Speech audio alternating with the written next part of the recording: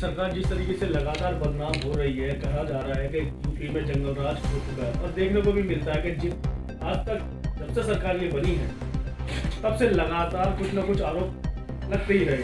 अभी हाल ही में जिस तरीके से ये उन्नाव का मामला देखने को मिला, इससे पहले हमें अलीगढ़ हाथरस का मामला देखने को मिला था।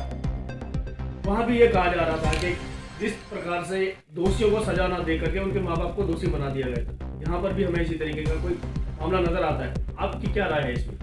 देखिए, सरकार की जो जिम्मेदारी बनती है, इस प्रकार की घटना की पुनरावृत्ति न हो, सरकार को गंभीरता से इस पर कदम उठाना चाहिए। जो अभी घटना हुई है पिछले दिनों उन्नाव की, जिसमें 2 बहनों को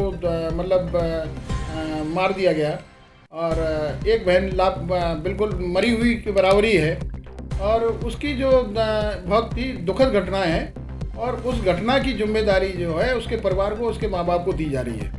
ये एक बहुत ही हृदय बेदारक बात है कि इस प्रकार की घटनाएं दलित लड़कियों, दलित बच्चियों के साथ ही क्यों हो रही हैं। इससे पहले भी हाथरस में हुई थी और उस घटना में भी ये दोष आरोपित किया गया था कि इसके भाई ने या इसकी माँ ने या इसके बाप ने इस तरीके का काम किया है जिससे कि वो लड़की की मृत्यु हुई है। हमारा इससे मानना ये है कि जिस तरीके से हमने हाथरस कांड में तमाम सामाजिक संगठनों ने, तमाम राजनीतिक संगठनों ने एक मांग की थी कि इसकी जांच कराई जाए उच्च स्तरीय, जिसमें सरकार ने पहल की और सरकार की पहल से सीबीआई जांच हुई और सीबीआई जांच में दूध का दूध, पानी का पानी हो गया। जो दोषी थे वो मालूम पड़ गया कि किसने घटना की थी। यानी कि इस तरीके के कार्य जो किए जा रहे हैं, ये बहुत ही खतरनाक सिचुएशन है। सरकार को इस पर संज्ञान लेना चाहिए। अगर सरकार इस तरीके की घटनाओं को रोकना चाहती है तो अगर कोई इस तरीके की घटना होती है तो जो भी दोषी है तत्काल उसको कार्रवाई करके उसको सज़ा मिलनी चाहिए, जिससे कि आगे की जो समय है उसमें किसी ऐसे दोषी व्यक्ति, किसी को भी ऐसी हिम्मत न पड़े कि किसी इस तरीके के काम कर सके। और मेरा तो ये मानना है कि इस तरीके की घटना पिछड़े और दलितों के साथ ही क्यों होती है। हमारी समझ में आज तक इस बात की बात नहीं आई। कई वर्षों से हम देख रहे हैं, जो भी पढ़ने को मिलता है, चाहे वो अखबार के माध्यम से पढ़ने को मिलता हो, चाहे वो टीवी के माध्यम से पढ़ने को मिलता हो, उससे यही महसूस होता है कि दलित बच्चियों के साथ ही इस तरीके की घटनाएं होती हैं। पहले उनके साथ बलात्कार किया जाता है, फिर उनको मार दिया जाता है और बहाना कर दिया था इन्होंने सुसाइड कर लिया है, इनके माँ बाप ने मार दिया, इनके बहन भाइयों ने मार दिया होगा। तो इस प्रकार की पुनरावृत्ति को रोकने के लिए सरकार को कठोर कदम उठाना चाहिए। उस सरकार की जिम्मेदारी बनती है, क्योंकि ये एक जो कॉन्स्टिट्यूशनल प्रोटेक्शन है, जो बाबा साहब डॉक्टर भीमराव अम्बेडकर ने जो हम लोगों को अधिकार दिए हैं, उन अधिकारों को संरक्षण करने की जिम्मेदारी सरकार की है। अगर सरकार इस तरीके की पुनरावृत्ति होने देती है तो मैं तो समझता हूँ कि कहीं ना कहीं सरकार की नाकामी है। सर, आपको लगता नहीं है कि जब से ये सरकार आई है केंद्र में और उत्तर प्रदेश में, तब से कुछ ज़्यादा ही दलितों पर अत्याचार होने लगे हैं? आप क्या मानते हैं? देखिए, मैं कोई राजनीतिक व्यक्ति नहीं हूँ, लेकिन मेरा ये मानना है कि आप पिछले आंकड़ों को उठा के देख लें और इन आंकड़ों को उठा के देख लें, तो ऐसी घटनाओं में पुनरावृत्ति हुई है। तो इससे स्वयं ये जाहिर होता है कि सरकार को इस विषय पर गंभीर नहीं है और ना ही सरकार इस विषय पर अपनी गंभीरता दिखाना चाहती है। तो मैं इतना ही कहूँगा कि ये घटनाएं बढ़ रही हैं इस सरकार के समय। देश को आज़ाद हुए 70 साल से अधिक समय हो गया है, लेकिन अभी भी लोगों की मानसिकता में दलित, पिछड़ा, SC, ST, OBC ये कूट का भरा वो अभी तक निकल नहीं रहा है। आप इसको कैसे देखते हैं? देखिए, 70 साल की जो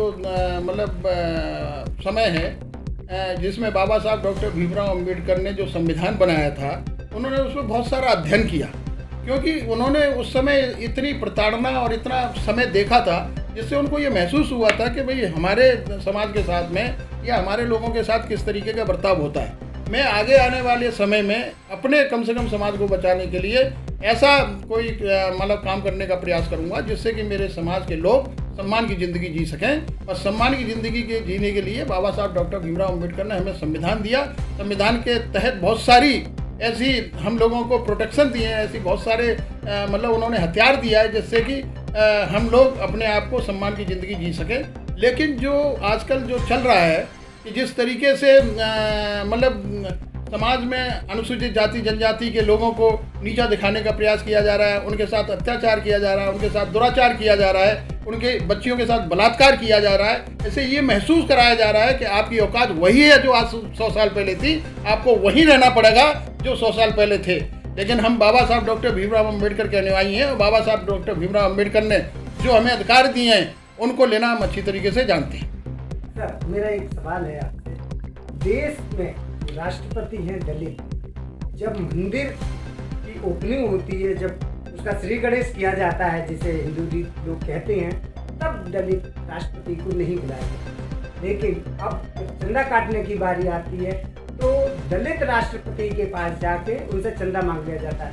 वो चंदा उनके लिए जायज है, लेकिन उनको बुलाना मंदिर के जो शुरुआती दिनों में वो क्यों नाजायज लगा उन लोगों को? आपको इससे नहीं लगता कि अभी भी दलित को वही समझा जा रहा है? यही तो सबसे बड़ा दुर्भाग्य है कि जो इस देश की सबसे बड़ी उच्च संस्था है, जिसके क्या नाम है हमारे महामहिम राष्ट्रपति महोदय, जिनको क्या नाम है मंदिर में घुसने का प्रवेश, ये पहले भी था कि अनुसूचित जाति जनजाति दलितों को मंदिर में घुसने का प्रवेश नहीं है। बहुत सारे बाबा साहब डॉक्टर भीमराव अम्बेडकर ने भी उस समय जो संघर्ष किया था, तभी मंदिरों पे लिखा रहता था कि दलितों का प्रवेश वर्जित है। अब भी आजकल भी लिखा हुआ है। तो ये तो मानसिकता है। इस मानसिकता को बदलने के लिए ही बाबा साहब डॉक्टर भीमराव अम्बेडकर ने संघर्ष किया था और उस संघर्ष को आगे ले जाने के लिए ये हमारी जिम्मेदारी बनती है कि हम किस तरीके से अपने आप को इन चीज़ों से रोक पाएँ। क्योंकि बाबा साहब अम्बेडकर ने जब उन्होंने देखा कि मैं इस धर्म में कोई परिवर्तन नहीं ला सकता, इस हिंदू धर्म को मैं बदल तो नहीं सकता, लेकिन मैं अपने आप जिस धर्म में मैं पैदा हुआ हूँ उस धर्म में मरूंगा नहीं, इसीलिए बाबा साहब डॉक्टर भीमराव अम्बेडकर ने बुद्ध धर्म अपनाया था।